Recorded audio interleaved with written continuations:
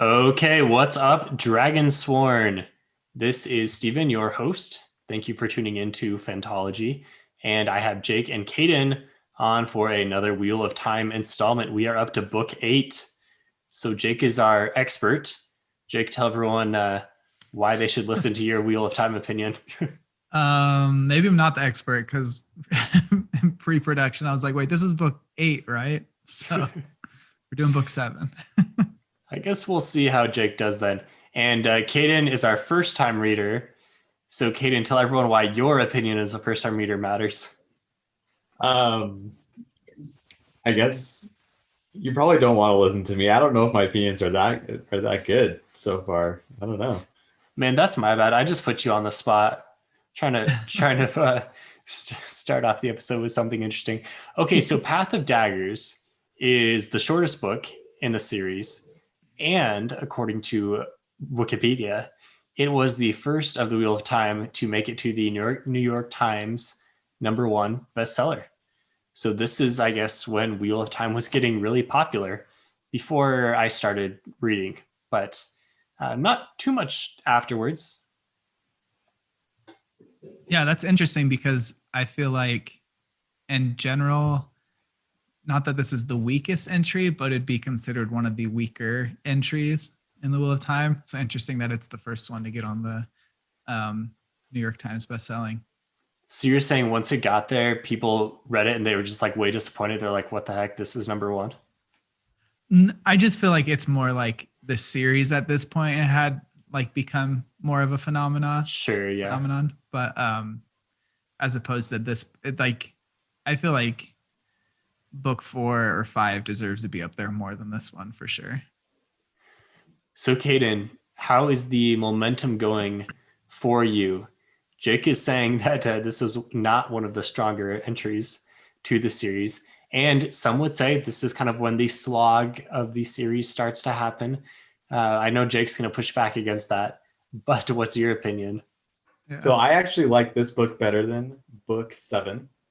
I Okay. don't think there was as many like huge moments maybe that happened, but I felt like there still was a lot happening in this book throughout the whole thing. There's just kind of little things all around, and it was pretty quick too. It wasn't like it was a shorter book, like you said, so I don't think it was like really drawn out and like overly done.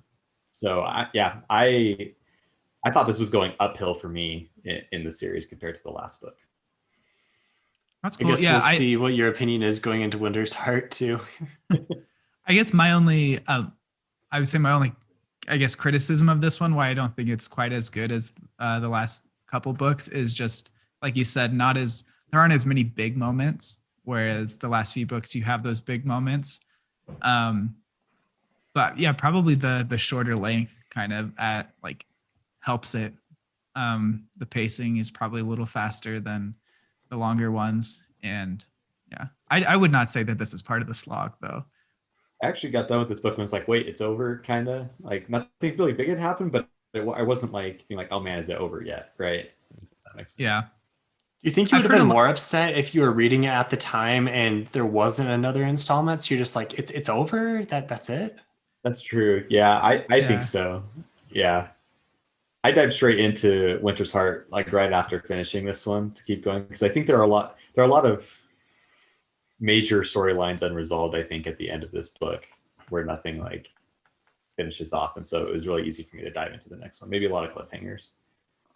it's also, and I this could be to its benefit or detriment. It's one where like there's no real like um triumph, like a sense of triumph to it. I feel like Mm-hmm. everybody's storylines kind of end either neutral or in a negative way.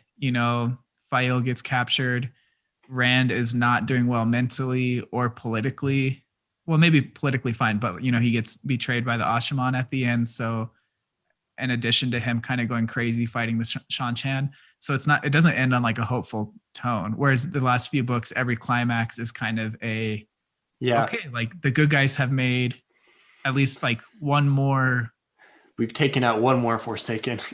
yeah, one more milestone is, yeah, yeah, for a couple books, it was one more Forsaken. The one storyline I feel like that did end on a good note was Egwene's, right? Where they Mm-hmm. end and they're I get this. I think they're about to, lay siege to Tarvalin, right? Mm-hmm. And that felt Yeah. like that was the one storyline that was like, okay, we had some good, happy progress, right? And she had a triumph there, kind of Right. martial law manipulating the sitters there, Romata and Lelian. I can never pronounce her name. Yeah, I think it's Lelaine. Yeah. Yeah, we'll go with that. And then the Bowl of Winds. Hey, that was a triumph for the light, right? We're able That's to like in the activate the very Bowl of beginning, Winds. right? Yeah, it's I think- in the beginning, but Are you being sarcastic, Stephen, or are you? well, you so serious as a I'm triumph? I'm partially sarcastic. On one hand, big triumph for the light. We're able to do the Bowl of Winds, and the dark one has been thwarted there. On the other hand, big triumph for the reader, because now we don't have to read about the Bowl of Winds anymore. So it's a total win-win. But I didn't even feel like it was a triumph for the heroines, right? Because now there's just snow everywhere, and it isn't like one extreme to the other, and I don't know if that's good or bad. So maybe just for the reader on that one. This is a criticism I have, is like a reread through it. At the time, I was like, oh yeah, this needed to happen. But every time I reread it, I'm like, yeah, they fixed the weather, which I guess is important, but in the grand scheme of things, like maybe killing another Forsaken would have been a better use of their time, Although I did think it was cool. This is one where in the beginning, Avienda like picks apart the gateway, right? Yes. Yeah. Yes. And then causes that huge explosion. No, she doesn't cause the explosion. She's able to do it, and Moradin's like flabbergasted, right? Because this is not something that's supposed to be possible at all. And then Elaine tries to do the same thing later on when the Shan-Chan are attacking, and she causes the huge explosion. Oh, I remember that wrong. I thought Avienda did it both times and like purposely used it as a weapon the second time, but that was kind of cool. No, just remember Avienda does the cool stuff and Elaine does the annoying stuff. Okay, so I saw this thing on Twitter, this little poll on Twitter from Fantasy for the Ages, which is a podcast that I've done a collaboration with. So they posted this Wheel of Time poll, and I thought it was relevant for our recording today. So I want to get your guys' response on this poll. Before we do that, if you like Phantology, you can find more reviews, including the beginning of the Wheel of Time series at Phantology_books on Twitter and social media, and online at www.phantologybooks.com. Hop on Discord, let us know your opinions, etc. So this Twitter poll. So it said, you're trapped on a deserted island in the Aryth Ocean, and there's only bamboo and coconuts on the island, and you can choose one companion to be on the island with you, right? So your choices are either Lan, Tom, Berelain, or Loyal. Who do you take? I think Tom or Loyal for me. Okay, so which one? I don't know. I'd go Tom over Loyal. There's a lot of things to consider, right? Like, are you gonna try to get off the island somehow? Like, are you gonna be able to build a raft or try to escape, or is there anything like that? Because if that's going on, then I'd go for maybe Lan. Lan seems like someone who can live off the land pretty well. Obviously, Tom can probably do okay as well in that department, I suppose. But Tom could also entertain you. Yeah, I was thinking pure entertainment. That's why I was going Tom or Loyal. Tom would have stories and etc. And Loyal probably had stories as well because he's read so many books. I feel like Loyal wouldn't stop talking though. Maybe wanted him to be quiet. True, but what if he could do some tree singing or whatever? That's true. Build a nice little island. What were the options again? Yeah, Lan, so it was Loyal. those three, and also Berelain. You guys aren't considering Berelain? No. So can I tell you who I chose? Yeah, Berelain. Man, I chose Berelain. Okay, so here's the thing: we're trapped on the island, right? Like, let's say we want to, let's say we want to live our life a little, build up a community. You got to take Berelain. So you're thinking. I guess I was also thinking, like we'd stayed on the island and that would just be where we live from now on. I wasn't thinking about posterity. I was being selfish. I think that's not stressful trying to raise children on it. If that's what you're going for. And it might be a little unfair to you guys because you're married, and so maybe this is This is not something you want to entertain. But I mean, I'm thinking, Berlane's like she's pretty. She's like fairly hot, right? And so More important, she's competent. yeah, she's not bad. Right? I mean, she's a little obnoxious with Perrin. She's a little obnoxious with the whole Perrin stalking thing. But and we don't want to do spoilers for Kaden for the rest of the series. I like Berlane. I don't think she's that bad. People kind of hate on her. I don't think she's that bad. I don't think she's that bad. She chooses frustrating actions kind of intentionally, right? Like, I don't know how much does she actually like Perrin, and how much is it File said to stop and Perrin is a good strategic move apart from that. And so it's a little bit of spite plus security there. So okay, good. So it's Berlane. Berlane is the choice. I'm going loyal. I'd go Tom. All right. I think Shaitan posting on Facebook would also choose loyal in that situation. There's been some pretty funny loyal memes on that. So moving on past the island sequence there, just to kind of start us off with something a little bit different there.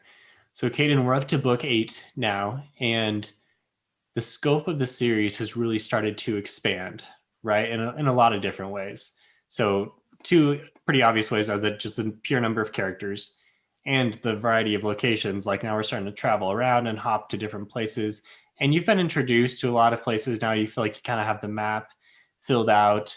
So as a first-time reader, I mean, this has evolved over the course of the books. You start off with just kind of these farm boys and 2 rivers, and now I've got the whole continent available to us. So how is the evolution of the scope going for you? No, it's definitely getting bigger. I have a hard time keeping track of all the people, I think, across the series. That's especially fair, yeah. Especially reading or listening to it. I guess I read book 7.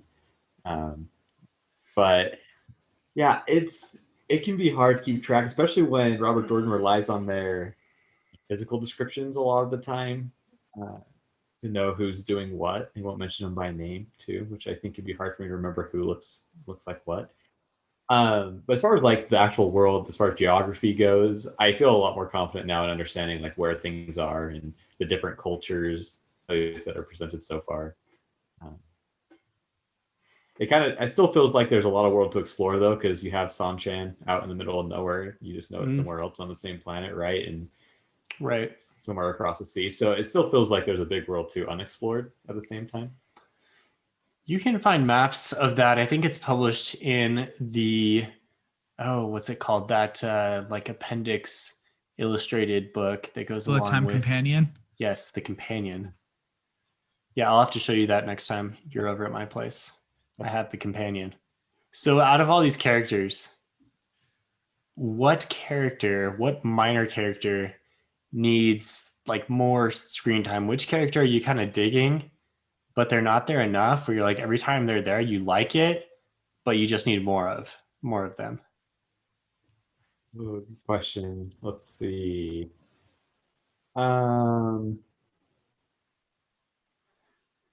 Or none. Maybe they're all perfectly balanced. I wish there was more. I guess that's not really a minor character. I would say, well, I feel like Perrin's become a minor character in a sense. He's not. Oh, really? So I don't know. At least in this book, like it didn't feel like anything crazy happened to him. I felt like I wanted more. Yeah, I know he's not the a minor defense of the though. two. Well, since the defense of the 2 rivers, his role has kind of diminished. He's not doing as many cool things. I mean, he had a bigger part in book 6. It's true, but it was more of a side character part. All right. I think Mazrim Taim is pretty cool and doesn't really have a lot pretty compelling. Yeah. Okay. So, what are your thoughts on Taim? And maybe that's why it's so compelling, is I have no idea what to think of him. I don't think he's an evil I mean, he might be kind of bad, but not like the Dark One evil. And I think he's just motivated by kind of personal gain and trying to become, a powerful person. Sure. Okay. Yeah. So I don't really know what his end goal here is besides having like this large army maybe taking over the world. But what are your thoughts on his role in the ambush against Rand, right? Like, did he play a hand in that? Um, I feel like it kind of like hints that way a little bit, but if I were to choose right now, I'd say no, that he wasn't involved So what do you think? because Yeah, yeah, go sorry. ahead. No, go ahead. At one point, and okay, we might have to. I can't remember if this is in Winter's Heart or not, so maybe spoilers. You have to Because tell you me if you this is not. started, you're a little bit into Winter's Heart at A little recording bit time, in, right? yeah, yeah. There's a part where they go to the Ashman camp, and it's following Logain, so this might not be in. No, This that book. happens when he Okay. bonds some of the Yes. Aes Sedai there. Yeah. Yeah. Right. And it has like they have the I don't know if they call them warrants, right? But they have the list of deserters Hmm. that they are supposed to chase down and kill. And I don't know. That to me, like, he could be just doing it for show, but I feel like spending all that time to track down these people and letting them potentially at risk, even if he was on their side, he wouldn't do that. That's kind of my only indication that maybe he didn't do it. I also don't want him to be involved too, so maybe there's a slight bias there. Okay, big Um, Taim fan, apparently. but Do you, yeah, so do you think the Ashman just went crazy, or they had allegiance to other like Dark One affiliates? Like, how do you see I see the, them getting the approached by betrayal? like one of the Forsaken, like Okay. Moradin maybe, or one of these other Forsaken running around, right, and kind of converting them over, and potentially like, I mean, the Ashaman know they're going to go crazy, right, if they're touching the source for so long. So wouldn't they have a pretty big draw to align with the Forsaken and maybe be shielded from the Oh, effects of Sidene? I don't know. I don't know what Okay. really is happening Okay. behind, but that's a theory for you. So you think as an Ashaman, it's a better strategy to go for the Forsaken promise of glory than stick with the Randall Thor potential cleansing of Sidene? Because he brings that up in this book. He tells them that he's going to try to cleanse it. I'm skeptical of that happening. So at least so far, I don't know how soon that would actually happen. Hmm. Mostly because I feel like Rand's craziness is kind of a critical plot point, at least so far in the last 8 books. And I feel like it probably would be going forward. And I don't know, maybe that the effects of Sidene have already taken a toll there, but I feel like just wiping that away would kind of change like a whole buildup of 8 books. So you think yeah. he's too crazy to be competent to cleanse Sidene? A little bit, yeah. Hmm. But that's also like his like when he mentions it in this book, it's kind of his motivation towards that, right? Seeing Yeah. other people affected by the madness and his own madness, like. That yeah, and I just see like it talks about several times where they just kind of killed Ashaman, right? That started to go crazy. And I would Yeah. just if I was an Ashaman seeing that, I'd kind of be like, hang on, this is happening really quick here. Like Hmm. if I want to preserve my own life, I've got to act or do something here. Hmm. Yeah. Um, you kind of mentioned that, but to me, I think one of the main side characters I would have liked to see more time with is Logain in this Yeah, Yeah, book. I do like Logain. Yeah. definitely. Every scene he's in, I'm like, oh, give me more Logain. And he's going to have a bigger role in the TV show. And I think a lot of fans are pretty excited for that. Yeah.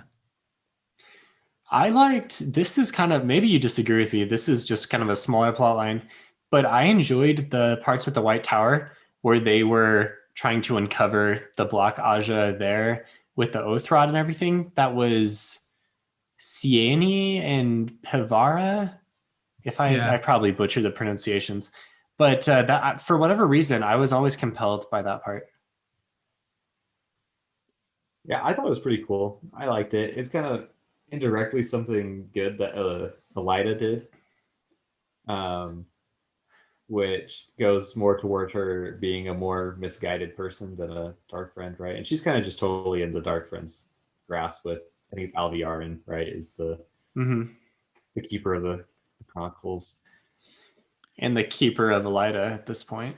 Right. Yeah, exactly. So I thought it was kind of a full side story, and the fact that they'd used the oath rod, right, and they go against that, they're kind of going against their what they normally should do as Aes Sedai to kind of put the tables on Maybe it the. was just nice to see something in the White Tower from the other side. Like, these guys are not all the evil, red, corrupted people. Like, there's some pretty genuine people that are still on the side of the Elida White Tower as well. So it just kind of makes it a compelling conflict rather than a good versus evil. It's just like, one side versus the other.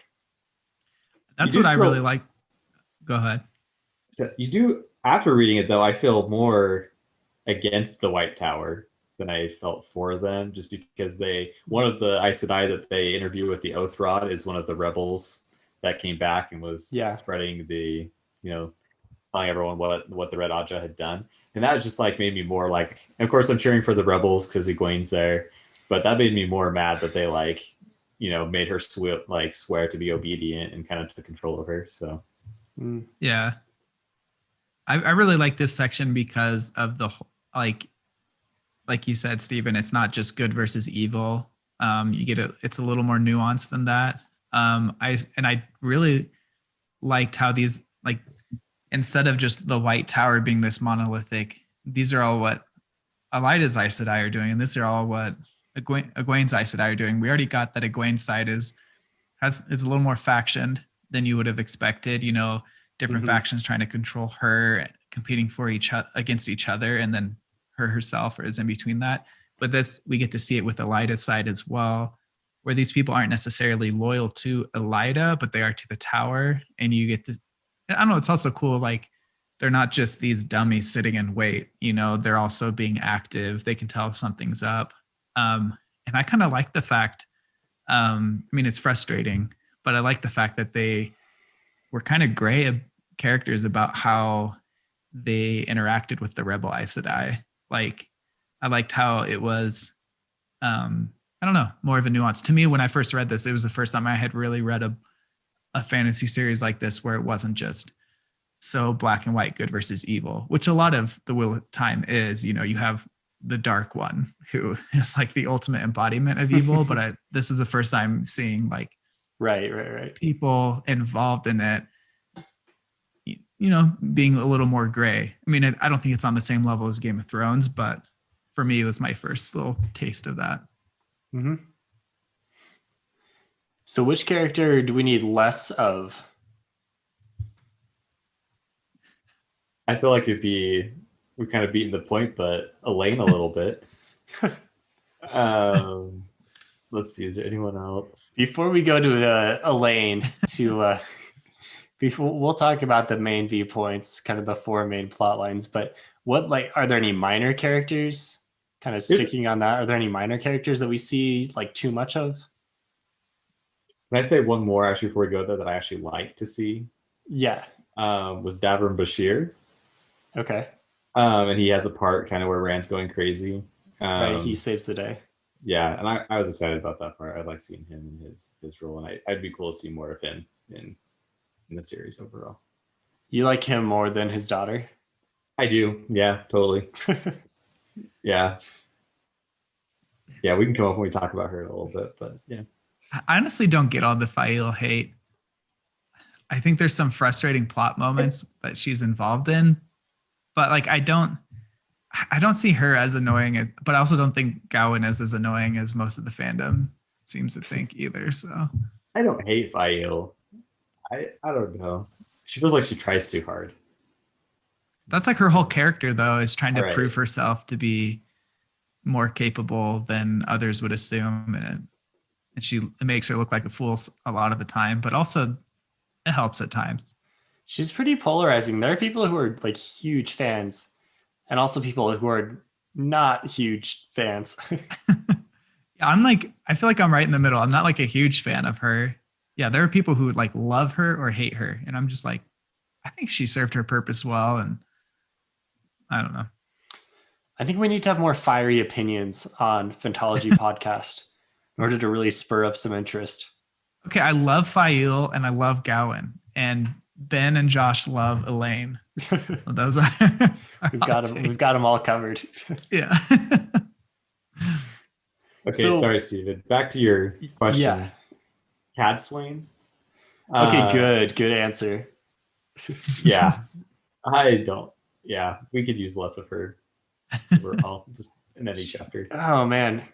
Yeah, not a fan of Cadsuane. I like the idea that she's kind of like the mentor replacing Moraine and that there's still someone serving that purpose for Rand. But man, she is so annoying. I don't even think she's done anything yet, though, mentor-wise. Has she even talked to him, really? Like, She told him that Kalendor was flawed. That's really like the only useful piece of information okay, she was imparted that I that's right. remember. Yeah. And she Remind me also again what just she like, does. What she does in this book. Not that much. She promises with Soriella. I think they promise they're going to make Rand laugh and cry and kind of Oh, break him right. out of Okay. this, hard facade that he has thrown up around him. Is facade the right word there? You know what I mean. But Yeah. has she actually done anything? No, not really. I was gonna say, I feel like overall through the series, the Aes Sedai have changed. You have Moraine at the beginning, or you see a lot of Aes Sedai that are very full of themselves. And I feel like the Aes Sedai that we followed have kind of been humbled throughout different plot points and have changed personality wise. But I feel like Cadsuane is just like right back where we started at the beginning of the series. Yeah. It was because the Elida side, tried to kidnap him, and so they lost a ton of face there, and whatever leverage they had to swear to him, and then the rebel side had to swear to him as well due to that, and then Cadsuane is like she's outside of both groups, Yep. and I think that is to her benefit, but also, like you said, it's back to kind of the arrogant Aes Sedai force. Although I don't remember feeling like Moraine was as arrogant as Cadsuane comes off. And I don't know if it's because when you're introduced to Moraine, Rand is and like the rest of them are so inexperienced that it's like, oh, of course you'd like listen to her. And I think, yeah, you like Moraine too, just because you know she's trying to help him, or really that what her best interests are. It's not for Rand to live, but for the world to survive. And I still am unclear, really, what Cadsuane like she just basically wants to control Rand. There's like no empathy, it feels like, for Yeah. Right. I remember feeling like a sense of like, oh, this is cool. Something cool is going to happen when her and Cerelia were like, we need to make the Karakarn cry and laugh again. I guess you guys didn't feel that way. No, not really. I was like, finally, Rand needs to learn to cry and laugh again. Where's he at? He's like needs to be as hard as iron or steel right now. Yeah. At what point is he? Has he? what hardness level is he at? Yeah. Yeah. The other thing I'd say there is there's all this foreshadowing around Cadsuane with Min. Right. Min has these foretellings that Cadsuane's going to teach Rand this super important thing. Right. And so if it is just to make him laugh again, like, I don't know, the foreshadowing, the build up here is going to be like not, I don't know, anticlimactic, I guess is the word I'm looking for. We'll see what happens. I don't know what's going to happen, but yeah, I guess we will leave that to you to find out. Raffo. Yep. I feel like there could have been a little better, like a better introduction to Cadsuane in the series. Like you don't really hear of her until she's a thing. It would have been cool if there were like moments before where like Moraine and Swan are talking and like, like I wish we could be like, we would know what to do, like the legendary Cadsuane, or something like that. Not that they would say that, but like wish she was mentioned more before she was actually there. And then all of a sudden it's like, oh, who is she? Oh, well, this is who she is. And it would build up her legend more. Yeah. Or more like a Lafayette entrance from Hamilton. I was thinking like a Baez, but yeah. Okay, sure. Yeah, that works too. That's from Joe Abercrombie's books, but Wheel of Time, the play. We just got news that they're going to make a Game of Thrones inspired play. So I guess, yeah, on Broadway. So I guess Wheel of Time is the next big thing after the big TV series hits and it captivates everything. I guess we look forward to the play after that. I feel like Wheel of Time is way better, like, what's the word? Not situated, but it's like, it's a better story to be interpreted as a play than Game of Thrones It's is. a long play though. Yeah. I mean, musical numbers can count for years, you know? All right, let's talk about maybe we should talk about the actual plot of this book. So we spent some time on some tangential pieces of the book. So let's just kind of go over some main plot points. So starting with Elaine, because I think she does get the most point of view. And this one sounds like Kaden was not a fan. But to recap the plot points, they escape the golem, and Avienda does the gateway thing. They use the Bowl of Winds successfully. Elaine releases the gateway bomb, and the Shan-Chen thing gets a weapon from the Aes Sedai. And then her and Avienda become first sisters. And the last thing is they make it to Camelin finally.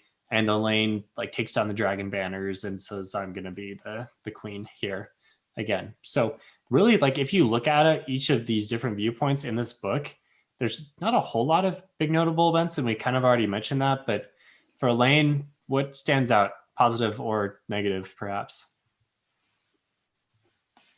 Positive. I actually really liked the beginning and the unraveling of the gateways and kind of fleeing from the Shan-Chen. I liked all that part. I thought it was interesting. I thought it was a lot of stuff moving. Where it fell apart for me was when she gets to Camelin. She declares for the Lion's Throne. It feels like a lot. There was just a lot there and nothing happened, like we said. But it feels like there's also like she starts getting really mad at Rand for all the stuff that he's done. It's just a classic. It's another classic Wheel of Time like communication breakdown, right? Where Rand feels like he's doing all this stuff to help her, and she's like, "You're an idiot," and all this stuff hasn't helped me. And that goes on. I felt like for a long time, like in several different chapters, which I thought got a little much. Yeah, this is like one of the frustrating things of Elaine is she gets so upset at Rand and other people over things where it is just like if they would talk it through, you'd think they'd get to a better resolution, especially with Rand, who she supposedly loves, you know? But I do like the idea of like, I like how it explores the idea of he's like, okay, I have this palace ready for you. You know, you just take it when you get here. And like her point of view is no, I need to take it myself to be like to cement that I have earned this.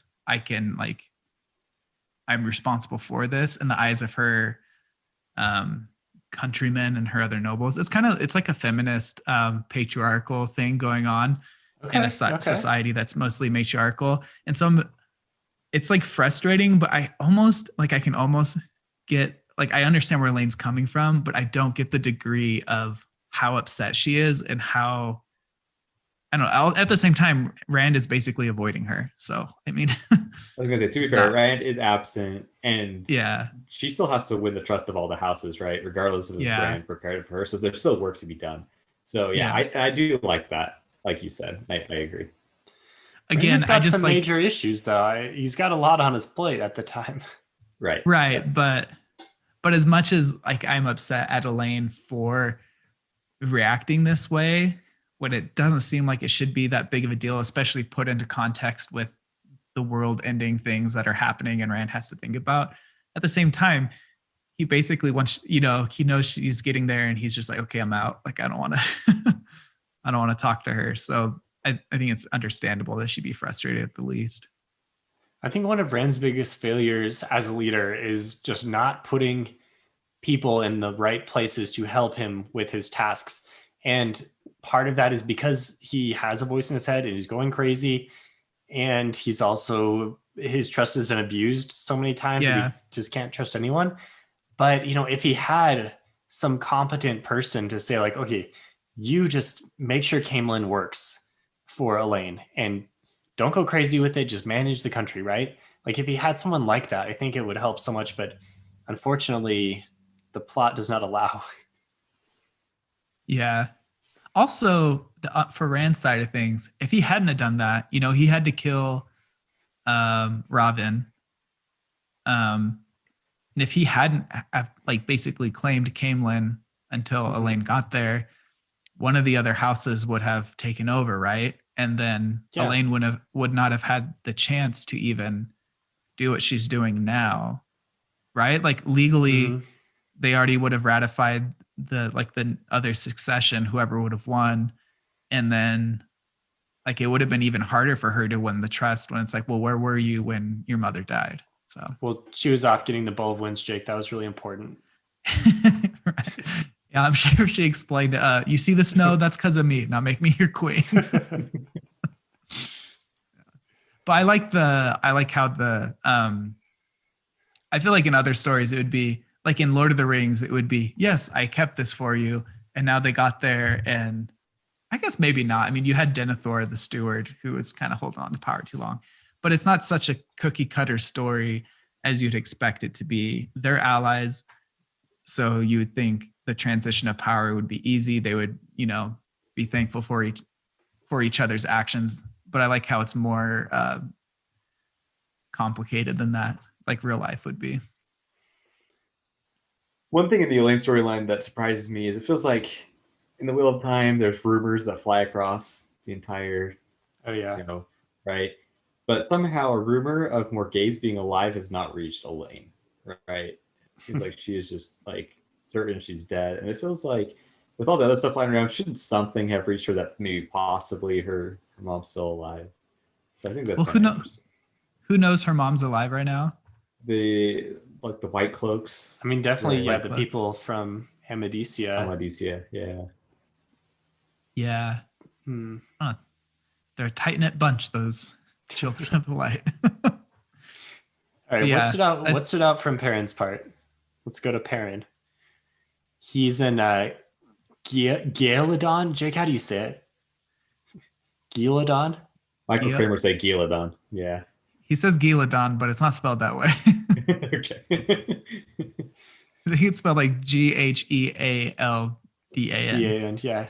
and he pronounces it Gheladan. There's some silent Gildon? letters there, perhaps. Yeah. Anyway, so they're off in G-Town, and they're trying to help out with Massima and Dragonsworn down there. They don't really do that much, and maybe that's why, Kaden, you were saying he's more of a side character.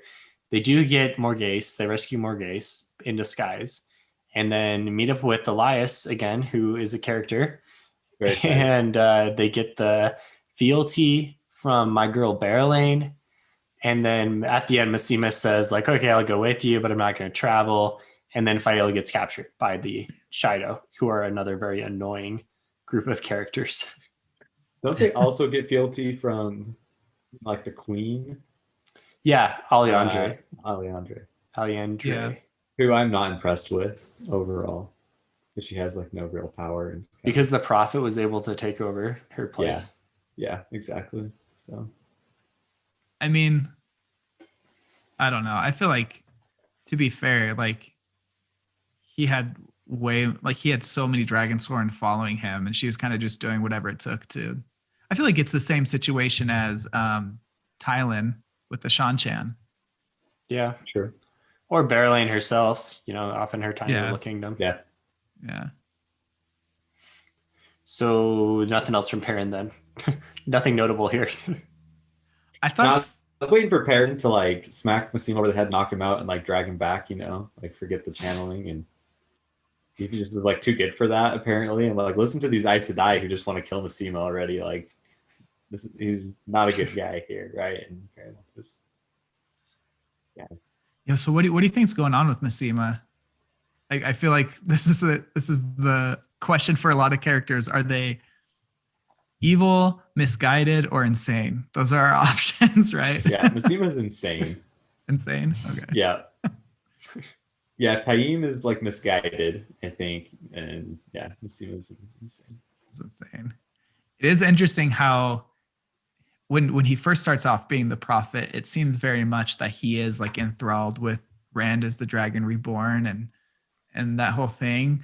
But at this point, it's so obvious that it is more like due to power. Like if he really cared about just being with Rand, he would travel. But you can tell he's like, the faster I get back to Rand, like the faster I lose this power that I have over these people.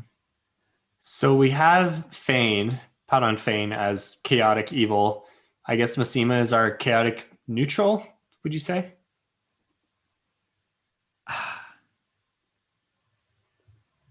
I don't think he's evil. He's not evil. No. I think he's.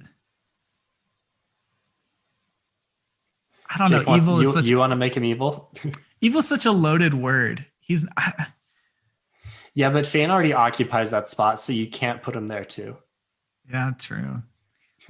Just He's one not character. I don't think he's a good person, regardless of True. his motivations. Like So then the cliffhanger of Fael is gone. What do we do? That's how the book ends. You already said, I think Jake said earlier, that like there's not very many victories for our characters here, and this is not a good ending. This is a little foreboding here. Yeah. Again, you want Perrin to go scraping off somehow and find Fael. I guess they don't even give you time for that. I guess that needs to happen in it's hard, but I mean, knowing Perrin, he's good, gonna try to Right. get her back. Right. I feel like this whole time, right, Fael's trying to, like I said earlier, she's trying really hard to establish the spy network, right, and do all these things, and then I guess capture's kind of a little sad. it seemed like it was going so well for a bit too. Like it seemed like she was like progressing in her plots, and then something so much out of anyone's control, and all that's gone out the window. And I don't know. I can't remember again. This might have bleed into the little bit of Winter's heart, but she definitely like feels like she keeps her head as she's getting captured better than like Morgaze or Eliandre or however you say her name. Yeah. So props to her there at least, right? Where she's like, I just need to go with it and I can figure out how to escape. And the other ones are just like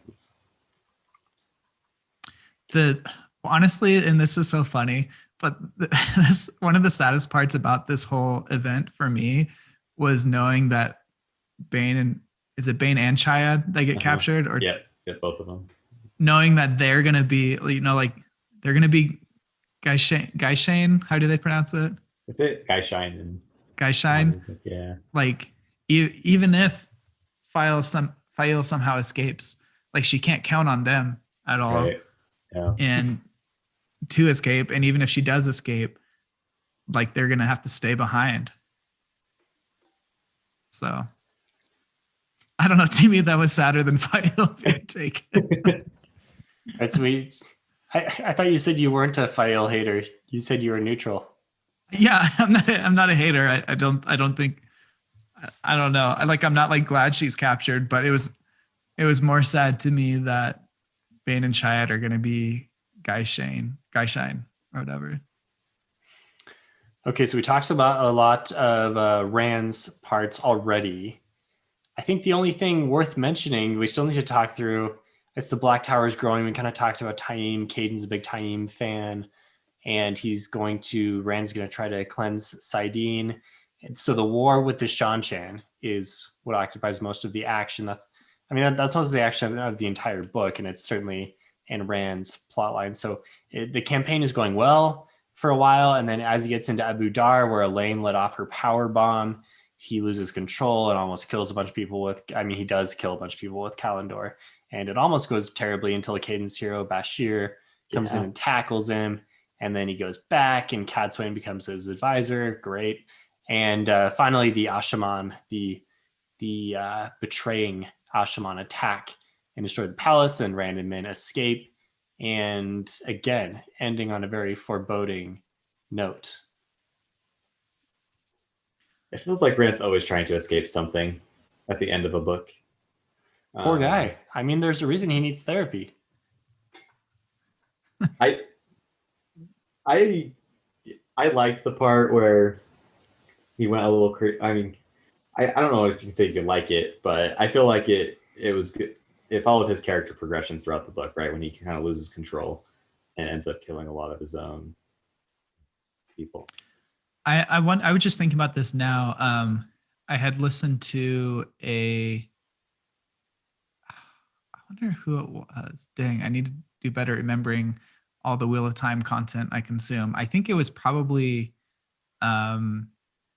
Nameless, a YouTube channel or a YouTube channel who No, talks he's the about Wheel of YouTube Time stuff. channeler. A YouTube channeler. Shout out to Nablus, the YouTube channeler. I think he was one talking about how when they used the Bowl of the Winds, there was so much power that was used. And it was, I think in the lore, that was like the Bowl of the Winds was supposed to be used more on like a small scale, like to affect the weather of like a city or a small country. And they used it to affect the weather of the whole world. And because of that, they kind of stretched the boundaries of it, like what its use case was, and put a strain on it, which also put a strain. I think it put a strain on the pattern itself a little bit. And that's why afterwards, you notice some people like have trouble channeling, or some channelers had like headaches afterwards because it was just, it, I think I explained it well enough. Anyways, I don't think I explained it better. But I wonder if that kind of had an effect on Rand, why he was losing control with Kalendor. I had never thought that before. I thought it was just him, his madness, his lack of control that way. But I wonder if it also had to do with the fact that the one power itself was just a little wonky in the area. It's got to be, right? I think it was all those things together. Yeah. Which I'd always read it as, oh, he's going, like, it's just his madness, which there's definitely an element of that. But yeah, that's kind of if this is true as well, it gives a little more importance to the Bowl of the Winds storyline. So that's true. Yep. Anyways, thought that was cool. Bit of lore. Thank you, Nablus, our YouTube channeler. I think the part at the end where he has to poison the Ashaman more, right? Who goes crazy and just totally loses his mind. That part's really, really tough, right? And you kind of, you understand why Rand feels like he has to make himself so hard and detached, because he's got to do a bunch of, some pretty tough, terrible things, and he doesn't know how to cope with it otherwise. Yeah, and I think it's especially poignant after the campaign in Abu Dar where he loses control. So it's, he's seeing himself. Oh yeah, that too. And this, what was the name of the Ashaman? More. Yeah, so he sees himself in More as he has to help him, rest the restful sleep. Very poetic. Okay, the last main viewpoint character was Gwen, who she did a lot, but like not that many real notable things. So meeting with the Andorans, getting ready to go and travel. Her big moment was wresting control of the hall from Romonda and Lillian. Say it again. I think it's Lillian, yeah. Yeah, from them playing them off each other and then using that little martial law loophole. And then off they go to do something in Tarvalon to fight the battle. This is my favorite part of the White Tower politics so far that I've read throughout the series. Like, I felt like it was just well written, the playing against each other, and then watching it all happen was very satisfying. So I think it's maybe been building a little bit to this point too. Through the last books, we've talked about the factions, right, for maybe 2 or 3 books now, right, in the Rebel group, and so it was satisfying. And I also enjoyed the relationship. I like watching Siuan and Garth Bryn's relationship progress through the different books. So I think they're just kind of funny, maybe a little comic relief. Yeah, I really like Swan as a character. Every time I read it, I just like her more and more. I like her whole character development after she's stilled and healed, and like how that changes how she can interact with the world, and she still has like these plots. And I like her as like a Gwen sidekick. And yeah, her and Gareth Bryn's relationship it's a good bit of comic relief. We're doing right now on Twitter a top 3 sidekicks competition. Swan would be a good entry, but I feel like that's too spoilery. Yeah, say Swan is a sidekick, because if you're starting the series, you're like, how could she be a sidekick? Yeah, it's not really. You'd really have to wait till book 5 to get a sense of that. Maybe book 6 even. I was on a little panel of Wheel of Time YouTubers some time ago, and I said that Swan had the best character arc in the entire series. And I guess we can't talk about, the end of her arc, right? Because we're only going up to book 8 here. But I feel like that was a good, I still like that call. Yeah. Yeah, I agree. I've really liked how her character is developed. Okay. Any other things before we get into our top 3 and bottom 3 character rankings? I have a little bit of a You have a Twitter poll for us? No, worst of the best. Is that what we do? Yeah. Okay, you have a worst of the best. Okay. I have a worst of the best. When, dang, I'm gonna get destroyed in the comments for not knowing the name of the guy who did this. But who was the Ashaman who went and fetched Kalendor for Rand? I think it's Narishma, right? Narishma. Okay. In book 4, when Rand leaves the stone, he like sticks the Kalendor in the stone again, and he's like, "Oh, I've set some wards," and they've like talked about like he did it because there's some prophecy that says he who retrieves the sword will follow after him.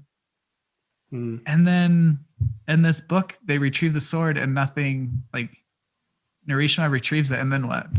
He's like, "Okay, thank you for retrieving it. Go about your business," like that's such a cool part in the book, like wasted prophecy. Never thought about that. Okay.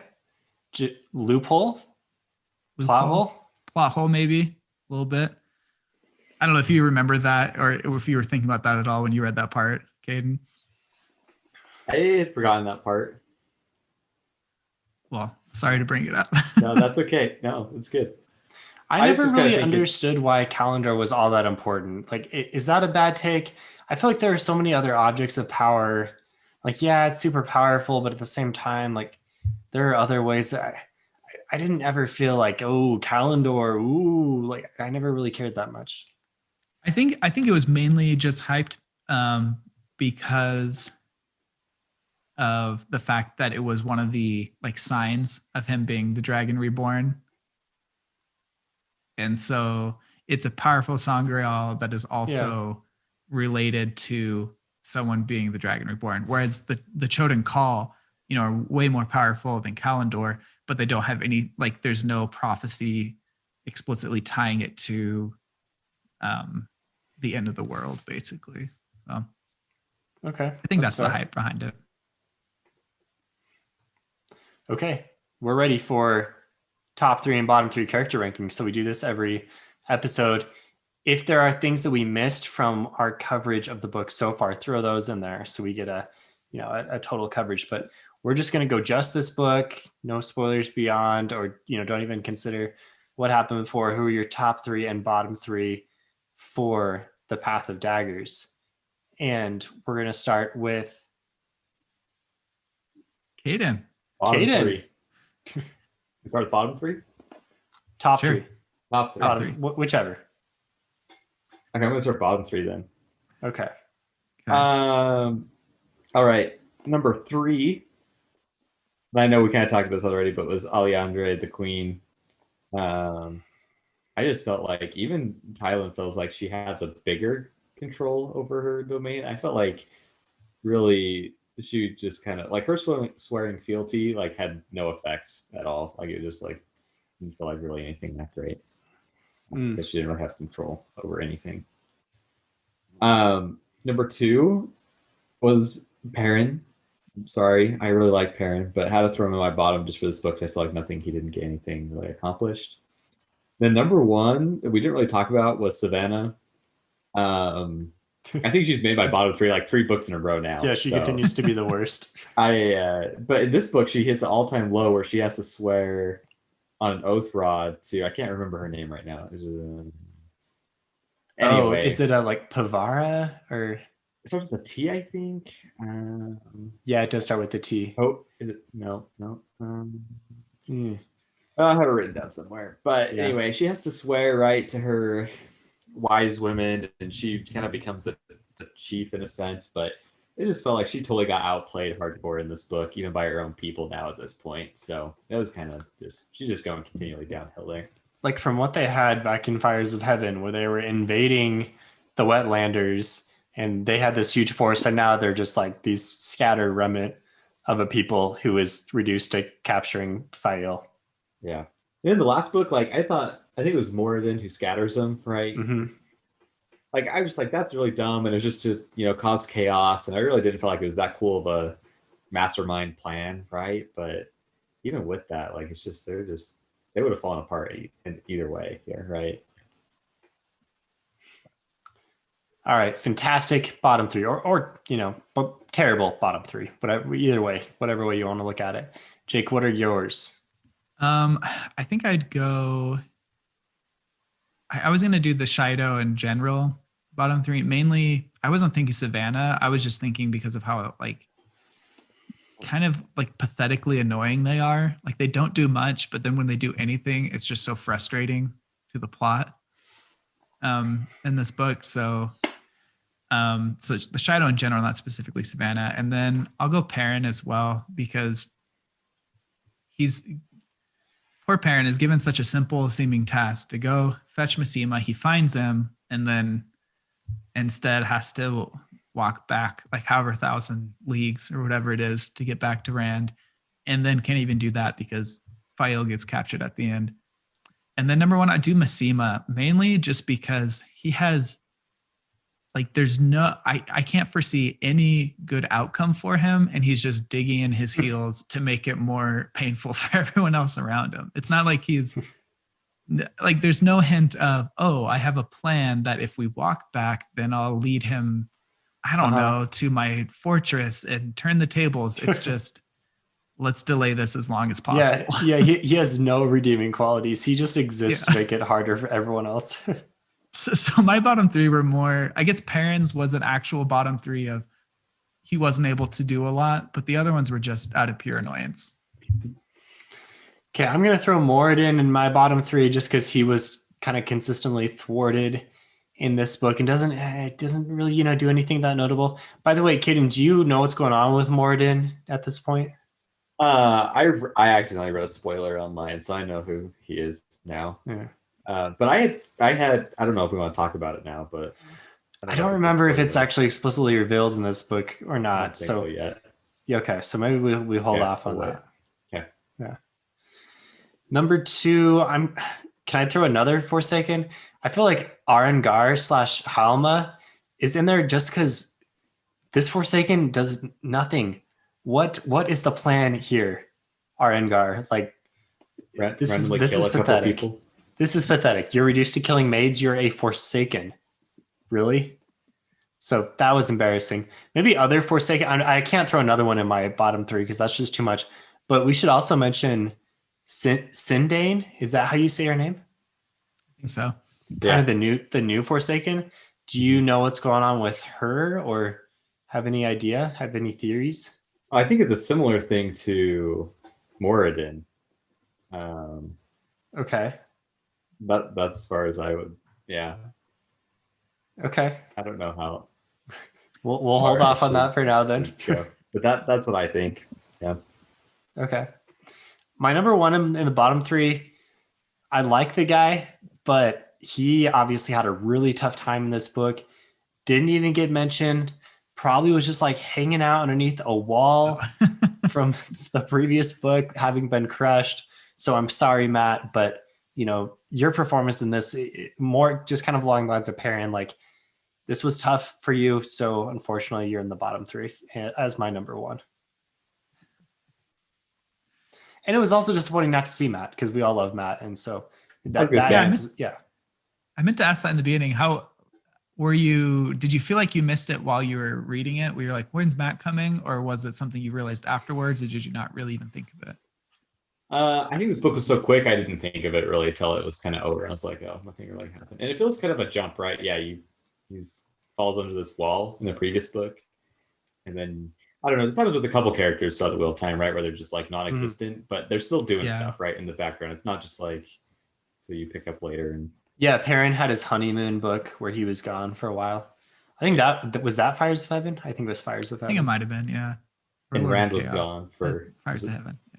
Book 3 or something, Rand was gone for most of it. Yeah, he was gone for most of it. Mostly gone. Or book 3, I mean. Book 3 and then till the end. Yeah.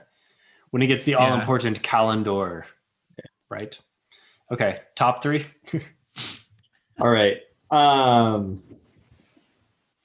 feel like these aren't as exciting as usual, but I'm gonna say Egwene slash Shiriam. Okay. I think that because they work together to kind of, I don't think it was Egwene all by herself that figured everything out, but I don't, Oh, sorry, did I say Shiriam? I meant Siwon. Not. Number 2, I'm going with Davram Bashir, just because he kind of like tackled Rand the Dragon Because of the Reborn. tackle. He tackled it. Like, isn't that like? Wouldn't you be terrified, right? You got this guy wielding Kalendor, killing everyone, and he's gonna go tackle him. Like, that's pretty cool. I think it's cool. He made my top 3. Davram Bashir for defensive end on the all Wheel of Time football team. I don't know. I haven't read the whole thing yet, so I don't know if he'll get a better scene than that. We'll find out. But that needs to be recognized now. Oh, he had a cool moment. And then, man, this is sad. I don't know if I even have a number 1.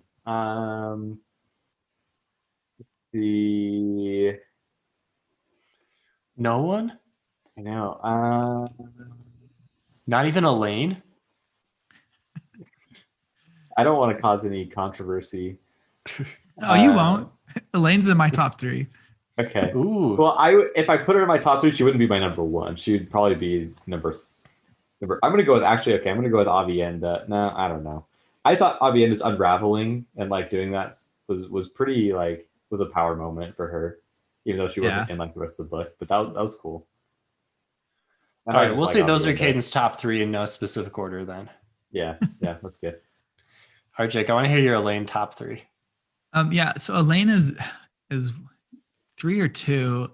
The thing is, I think, first of all, I really like the scene with her and Avienda becoming first sisters. I think that's a really cool aspect of the book. And then also, I think, she got back to Camelin and she's getting a sense of like the politicking it's going to take to get to win her kingdom and everything. So I think it's a pretty good book for her. Like, she does decently well. She's frustrating, but she does a pretty good job there. I think I would have gone with Avienda over her, except Avienda's in it for such a small part of it that I don't think I could justify that. I really want to put Rand in here, but I think he's too much of a neutral force. Like, I think he has some really strong parts, but also he kind of screws it up pretty bad. And no doubt, I wish I would have gone the Davram Bashir pick. That's a great pick for that one moment alone. But I'm actually going to go Arengar.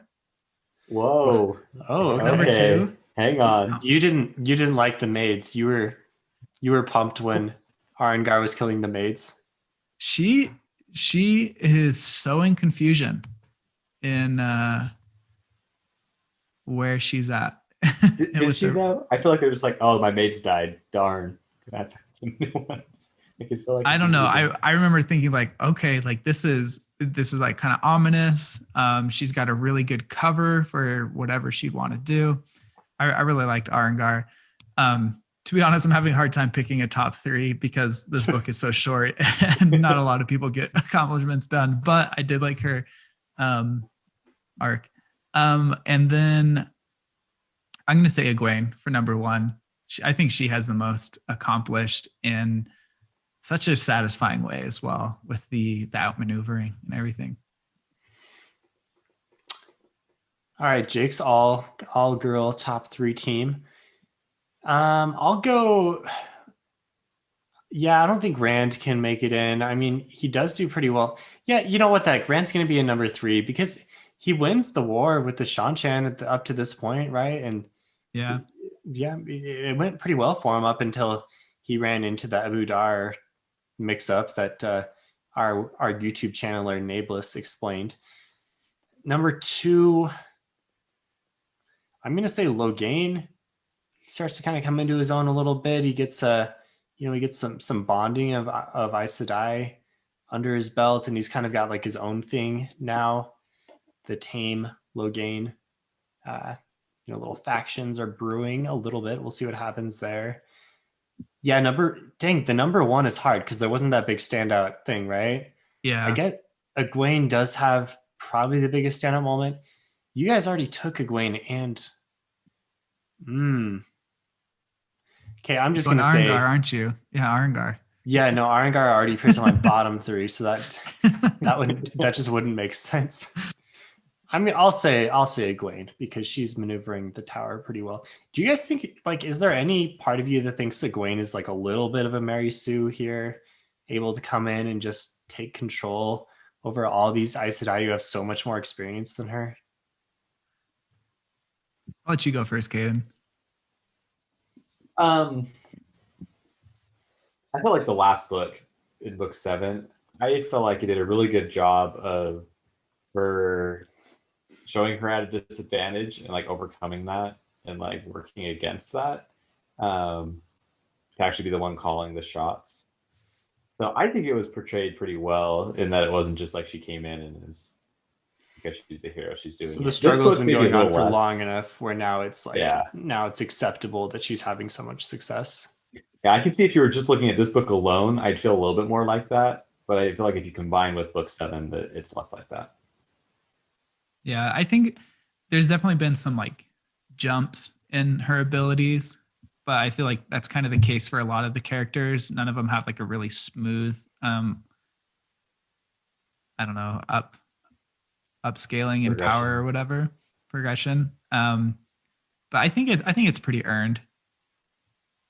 Especially like Kaden said with the last book where she is much more like seemingly befuddled. And when you account for all of Swan's influence and support in the background to really like Egwene is good, but I just don't think she'd be able to do this without Swan. So I don't think like it's her Mary suing it as much as she has a really good mentor / sidekick.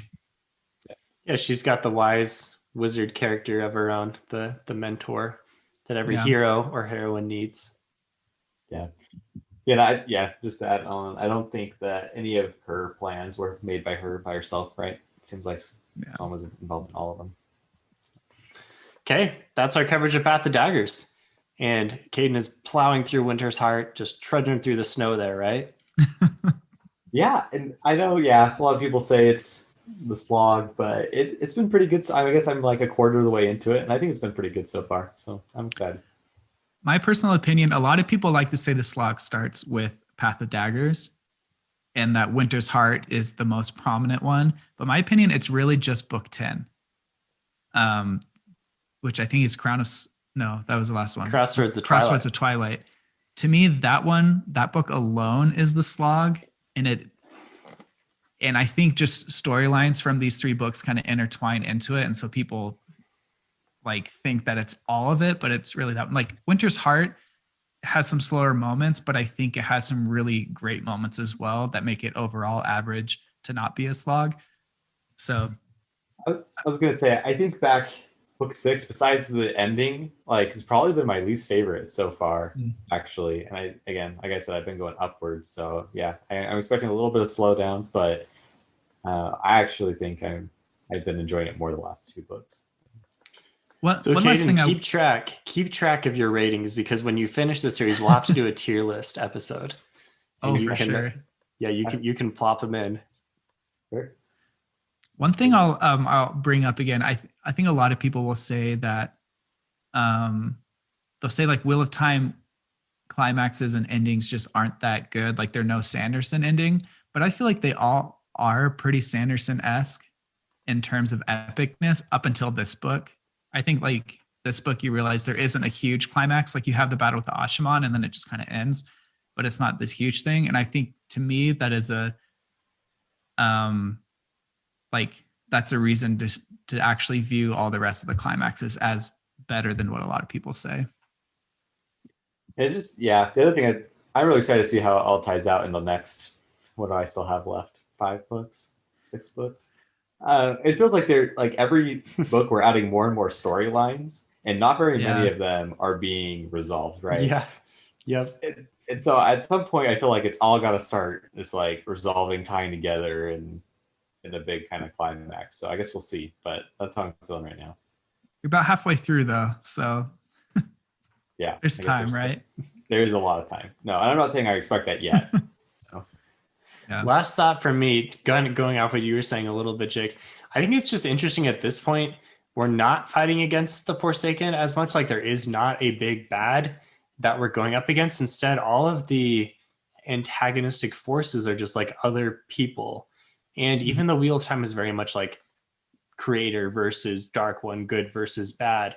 There's a lot of that gray conflict and just miscommunication and fighting amongst people who really should all be like gathering together to fight against the forces of darkness who are trying to literally destroy the world. But instead there's so much confusion that they're fighting each other when they really should be harnessing all their forces together to do the important stuff. And I think that is, I mean, that's fairly accurate, right? Like if this was to really happen in the world, this would certainly happen. Like we're not all going to all of a sudden work together to fight off like the alien invasion, for example. Like if there was some unified threat against all of humanity, like the Dark One is. So I like Wheel of Time for that reason. It really kind of brings some realism to the fantasy landscape. Yeah. Cool. If you like Phantology books, you can find more at www.phantologybooks.com. Follow us on Twitter at Phantology_books. And if you're watching this on YouTube, give us a sub. We're trying to increase our YouTube reach. We're trying to be YouTube channelers as well. I really latched onto that. I thought that was a funny joke, Jake. So thank you for making it. Yeah, I'll try to push it out into the Wheel of Time YouTube sphere, and maybe it'll catch on. Yeah. All right, Kaden, we will see you for our Winter's Heart review coming soon, whenever you make it through. And until then, see you later, channelers. See ya. See you guys. Thank you for tuning in to another episode of Phantology. If you'd like to let us know your opinions on all things sci-fi and fantasy, join our Discord. Invites are in the episode descriptions below. If you'd like to support the show, like these fine folks here, you can do that at patreon.com/phantology_books. Patrons get early access to new episodes, exclusive postings, and exclusive Discord benefits. But of course, just listening and watching and sharing with your friends and family is support enough. Journey before destination all.